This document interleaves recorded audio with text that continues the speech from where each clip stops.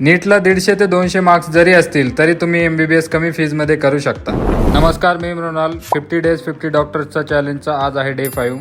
जसं की मी मागच्या व्हिडिओमध्ये मेन्शन केलं होतं की अब्रॉडमध्ये कोणती युनिव्हर्सिटी सिलेक्ट करायची ते सांगणार आहे.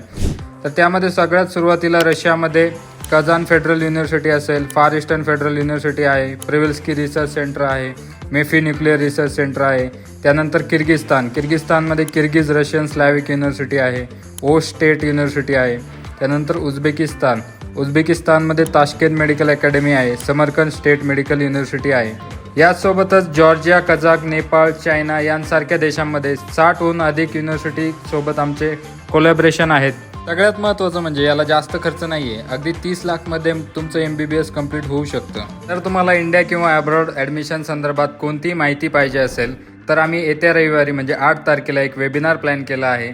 तर वेबिनारमध्ये सगळ्या गोष्टी डिटेलमध्ये आम्ही एक्सप्लेन करणार आहोत. वेबिनार हे अगदी फ्री असेल. मला वेबिनारमध्ये जॉईन व्हायचं असेल तर या व्हिडिओमध्ये मला तुम्ही वेबिनार असं कमेंट करा.